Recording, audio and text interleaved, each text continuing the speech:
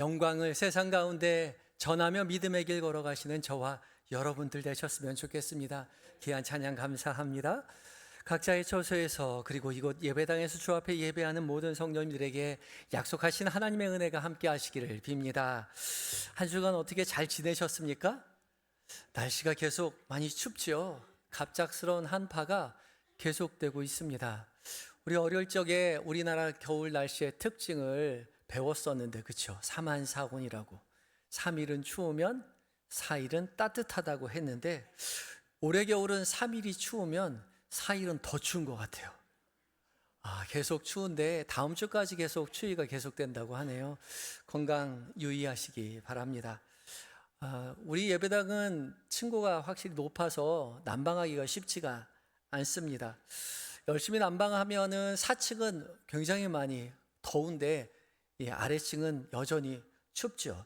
그나마 시스템 난방 공사를 해서 이 지붕에서 위에 천장에서 열을 계속해서 뿜어내면서 따뜻함을 유지하려고 하는데, 이 천정이 멀리 있는 2층 앞쪽 부분은 여전히 춥습니다.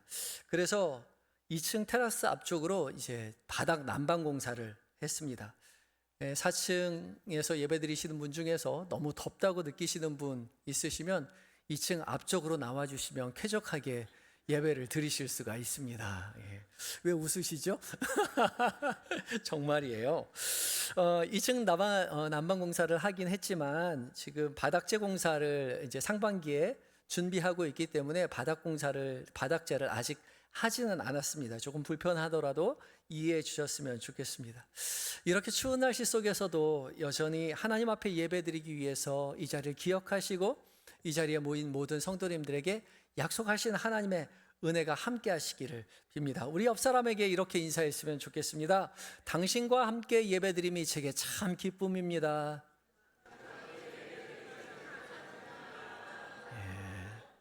웃으면서 인사하셨죠? 일주일 동안 못 보고 지내다가 일주일에 한 번 만나서 이렇게 함께 웃으며 교제하네요.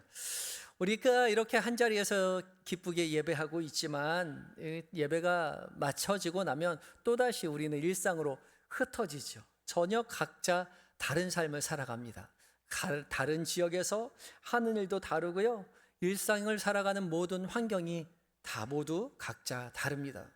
그렇지만 오늘 이 시간 하나님 앞에 예배하는 이 자리에 함께 모일 수 있는 것은 우리 모두 그리스도인이라고 고백하기 때문이죠.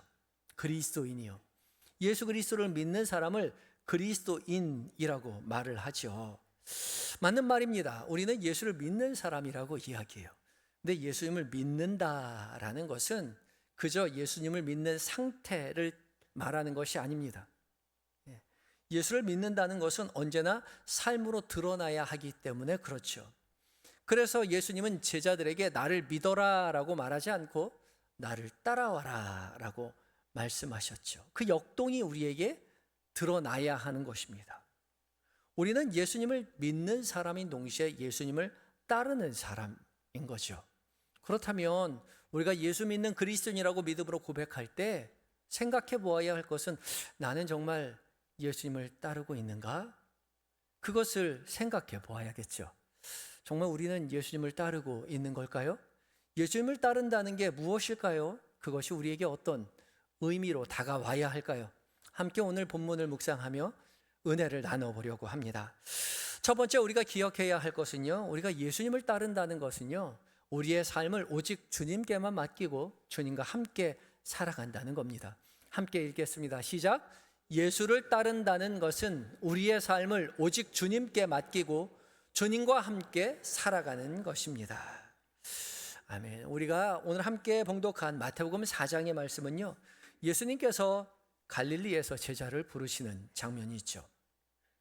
세례 요한이 잡혔다는 소식을 들으시고 예수님은 갈릴리로 내려가십니다. 그리고 갈릴리에서 갈릴리 해변을 지나가시다가 그물을 던지고 있는 베드로와 안드레를 보시지요. 그리고 이 두 사람에게 이렇게 말씀하십니다. 19절과 20절 말씀 함께 읽어봅니다. 시작. 말씀하시되 나를 따라오라. 내가 너희를 사람을 낚는 어부가 되게 하리라 하시니 그들이 곧 그물을 버려두고 예수를 따르니라. 아멘.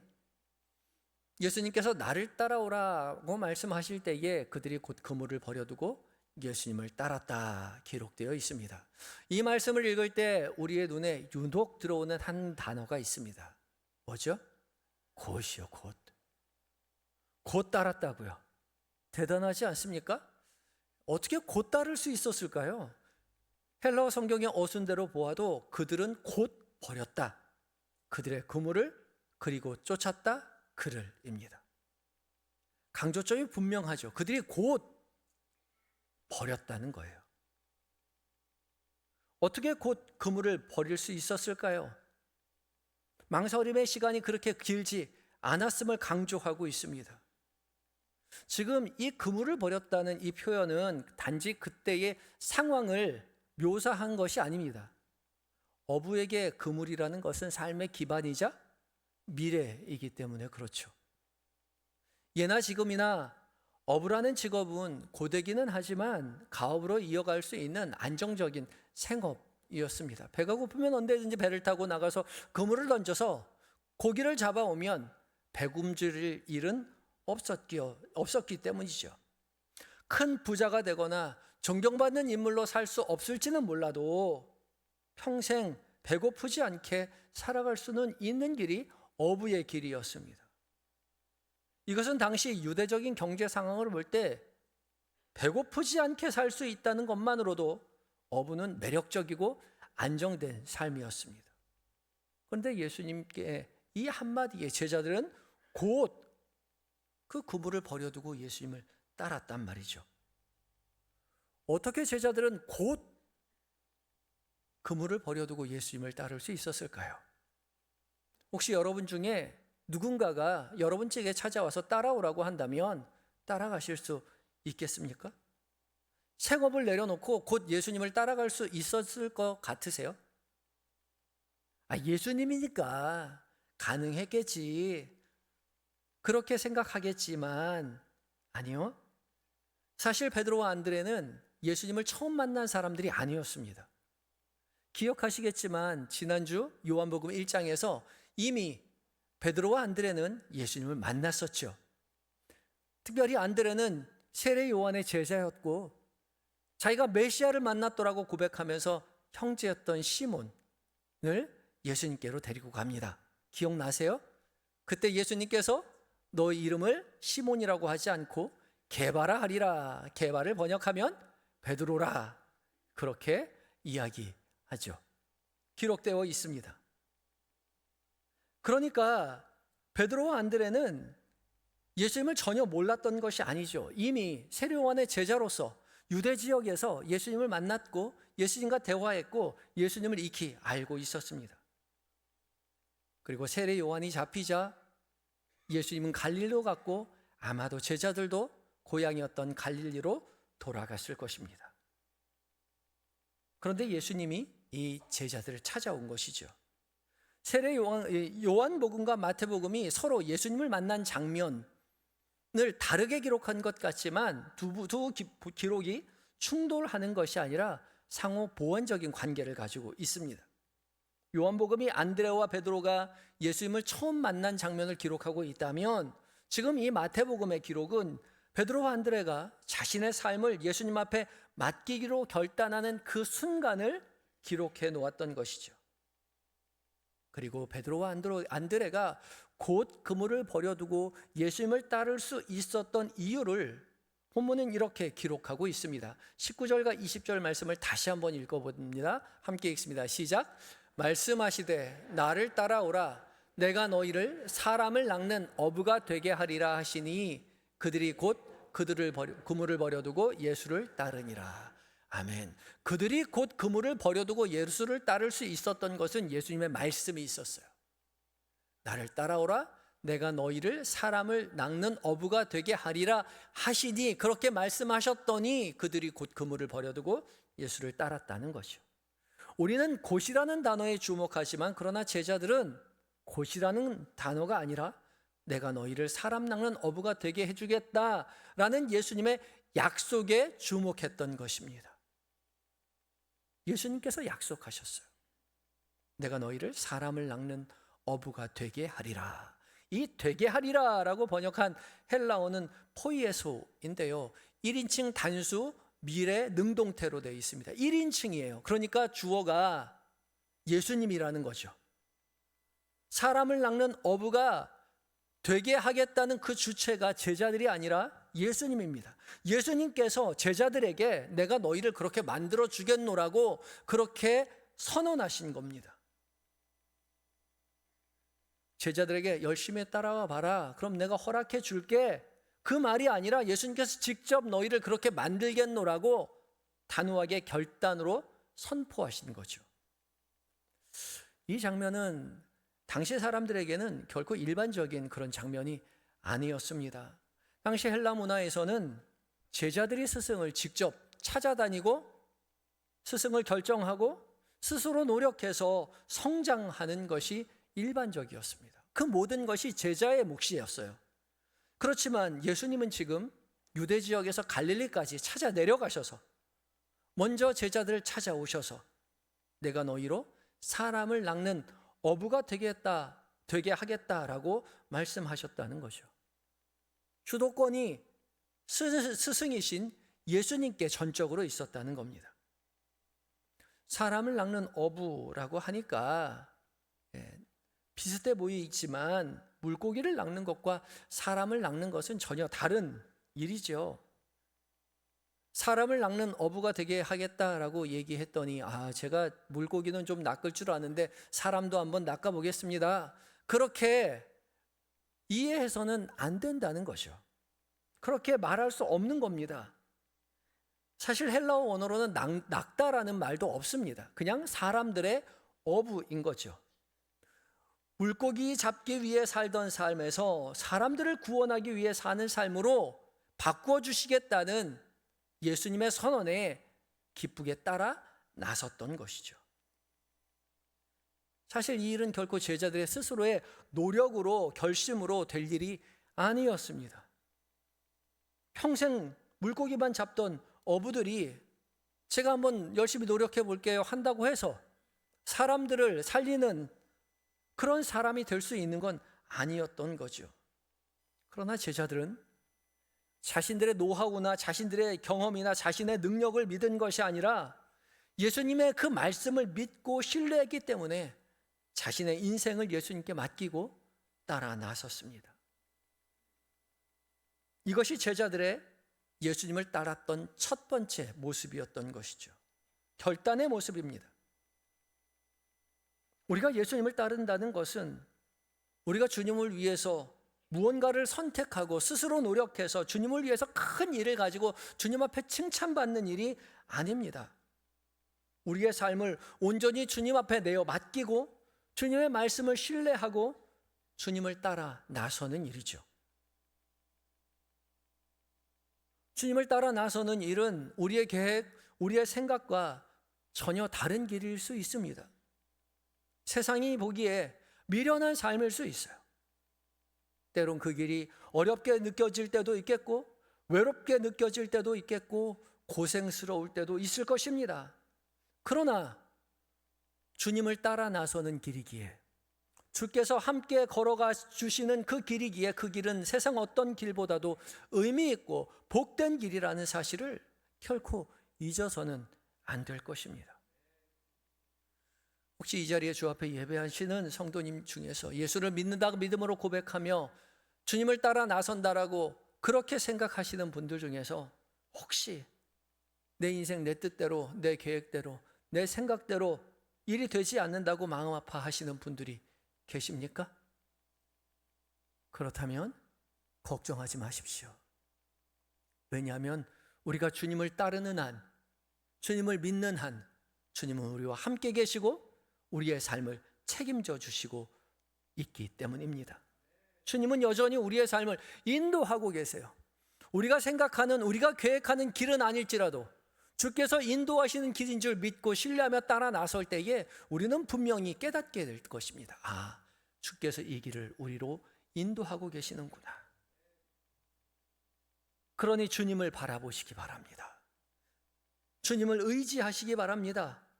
우리의 삶을 여전히 인도하고 계시는 주님이심을 믿음의 눈을 들어 바라보시고 주님과 함께 여전히 한 걸음 한 걸음 내딛어 가시는 저와 여러분이 되셔야 할 것입니다.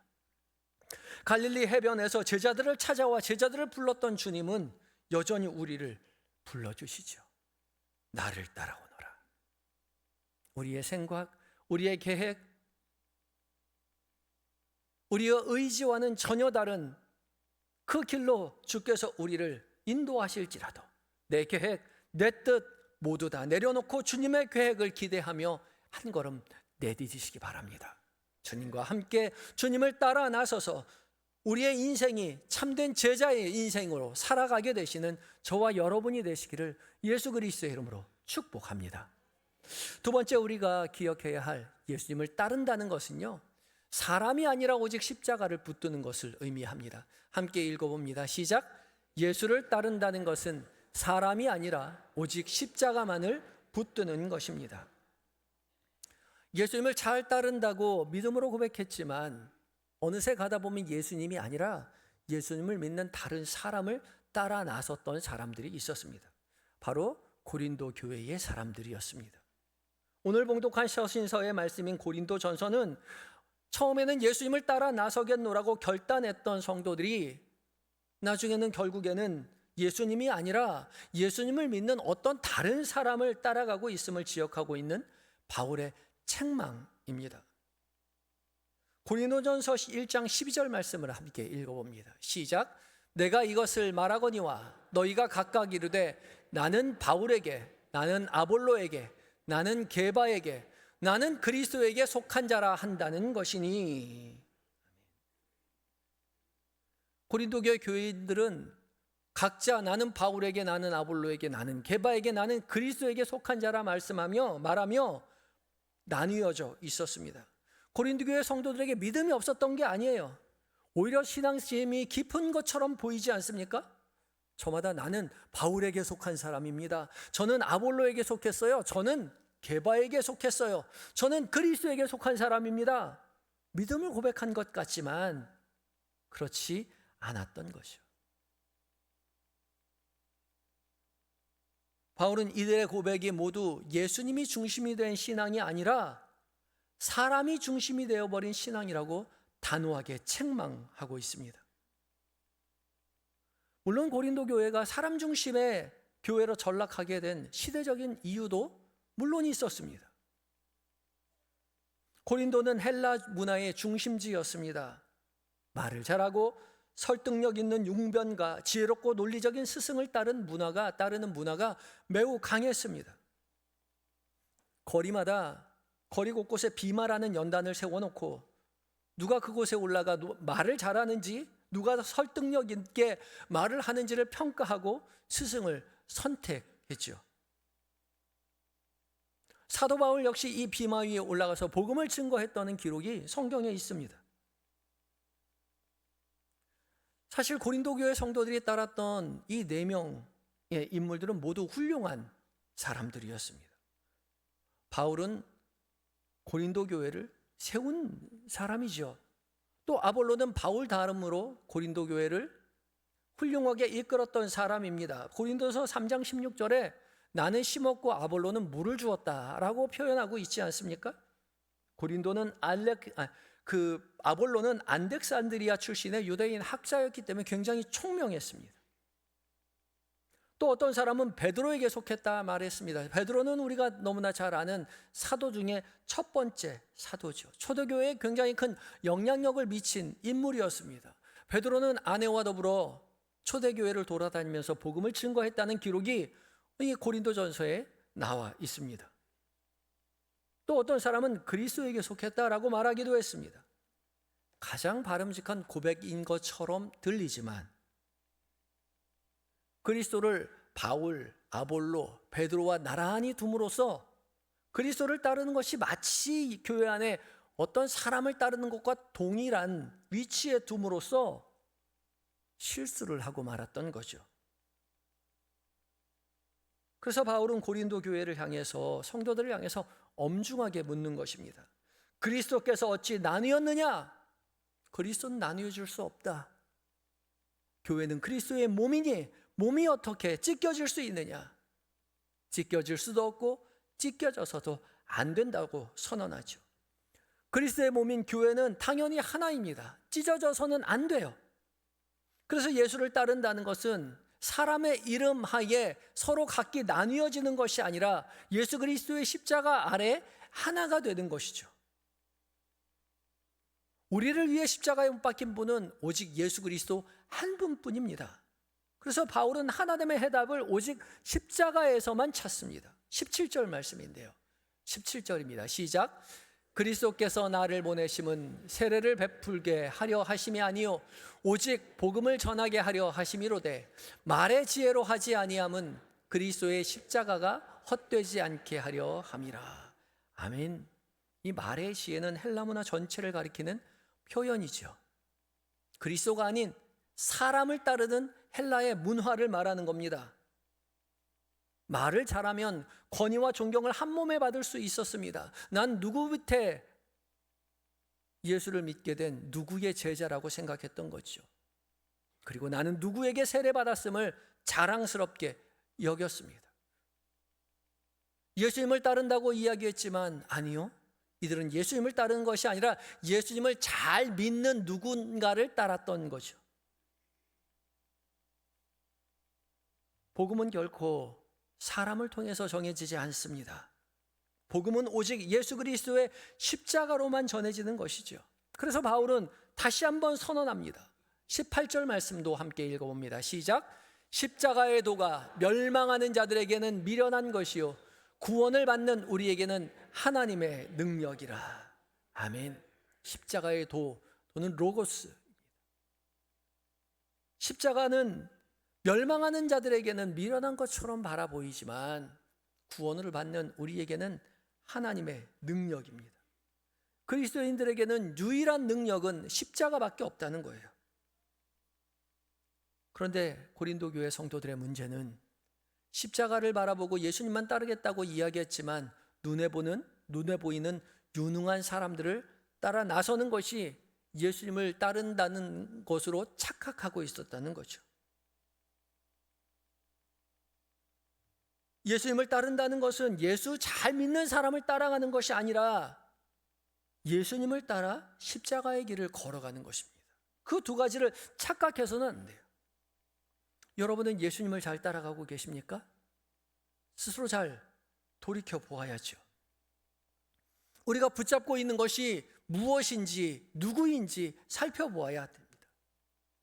세상에서는 예수님을 따른다고 말하지만 스스로는 예수님을 따라간다고 착각하지만 예수 잘 믿는 사람을 따라가는 일에 익숙한 사람들이 참 많이 있습니다. 나는 장로교이니까 칼빈만 옳고, 나는 감리교이니까 웨슬리가 옳고, 나는 침례교이니까, 나는 순복음교이니까, 나는 정통주의니까, 나는 개혁주의니까, 나는 통전적 신학을 가지고 있으니까. 통전적 신학이요, 우리 통합 측 장신대에서 항상 이야기하는 거거든요. 통전적 신학이라고요. 보수와 자유주의를 아우르는 통전적 신학을 가르친다고 이야기해요.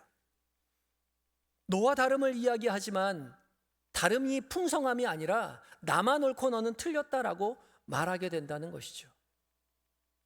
한동안 우리 한국교회에서 제자 훈련이 유행했던 적이 있었습니다. 누구 밑에서 배웠느냐가 중요한 거예요. 나는 한경직 목사님 밑에서 배웠고, 나는 오카든 목사님 밑에서 배웠고, 나는 하용조 목사님 밑에서 배웠고, 그것을 자랑스럽게 여기지만 주님을 따라 나서지 않는다는 거죠. 저마다 바른 신앙, 바른 교리를 내세워 말하는 것 같지만 그 결과 교회를 나누고 실상은 사람을 앞세우고 있는 우를 범하고 있다는 겁니다. 이 지점에서 우리가 다시 한번 생각해 보아야 할 것이 있습니다. 마태복음에서 우리를 예수님께서 사람을 낚는 어부가 되게 하겠다라고 말씀하셨죠. 낚는다라는 말이 없다라고 말씀드렸습니다. 사람들의 어부예요. 그러니까 물고기를 잡아 죽이던 어부에서 사람을 살리는 어부가 되게 하시겠다라는 주님의 약속인 것이죠. 사람을 건져내어 살리는 어부로 바꾸시겠다는 예수님의 선언이었습니다. 그래서 예수님은 제자들과 함께 다니며 사람을 끌어올리고 살리는 일을 하셨습니다.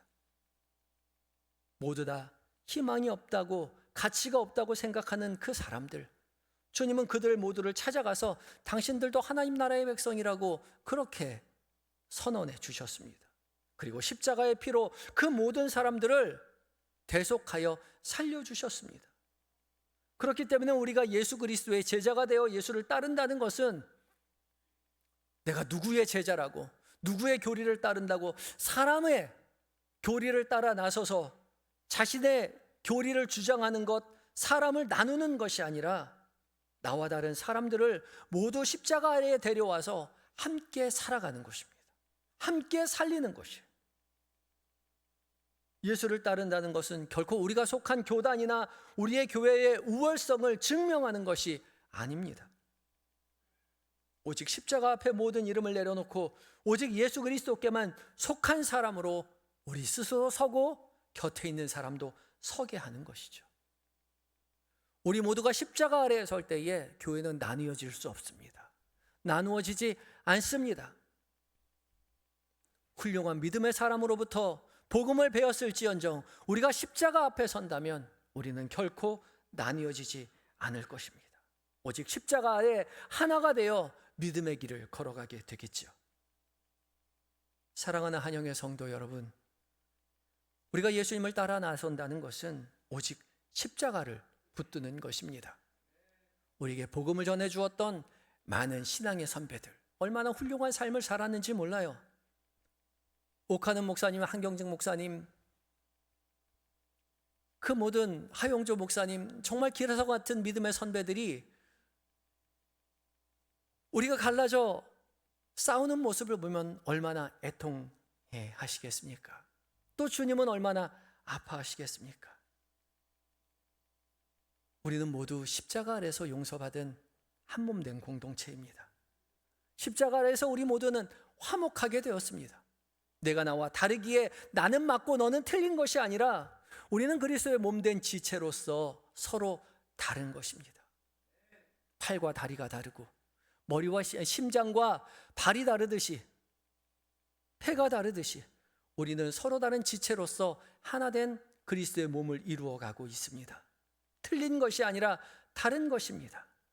우리가 서로 다르기에 십자가 아래서 하나가 되어 그리스도의 몸을 이루어가는 것이죠. 사랑하는 한영의 성도 여러분, 오늘도 주님은 우리에게 찾아오셔서 나를 따라오라 말씀하십니다. 우리의 의견, 우리의 생각, 우리의 계획 다 내려놓고 내 인생의 방향을 주님 앞에만 온전히 맡기고 주님을 따라 나서시기 바랍니다. 혹여나 내 마음에 들지 않고 내 계획에 있지 않는 일지라도 주께서 우리와 함께 계시고 우리를 인도하신다는 사실을 기억하시고 위로를 받으시기 바랍니다. 그리고 십자가만 따라가시기 바랍니다. 예수 잘 믿는 어떤 사람, 어떤 교리가 아니라, 어떤 교단이 아니라 오직 십자가만 따라가셔서 십자가 아래에서 모두가 하나 되어 한 목소리로 주님을 찬양하며 믿음의 길 걸어가시는 참된 주님의 제자된 한영의 모든 성도님들 되시기를 예수 그리스도의 이름으로 축복합니다. 기도하시겠습니다. 우리의 참 구주가 되시는 주님, 부족한 우리를 불러 나를 따라오라 말씀하여 주시니 감사합니다. 주께서 우리를 찾아오셔서 우리를 부르실 때에 우리의 인생의 금을 내려놓고 우리의 계획 다 내려놓고 주님만 따라 나서는 저희가 되게 하여 주시옵소서.